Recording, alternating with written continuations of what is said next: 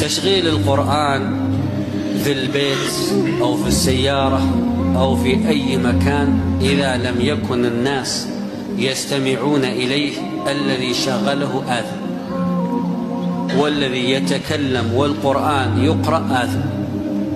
لأن الله عز وجل يقول: وإذا قرئ، وقرئ فعل مبني للمجهول،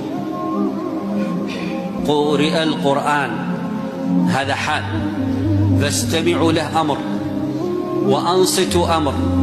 لعلكم ترحمون. فإذا قرئ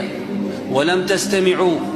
ولم تنصتوا حصل لكم نقيض الرحمة،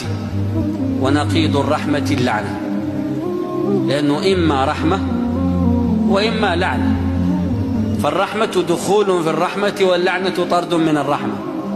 ولهذا الكفار قالوا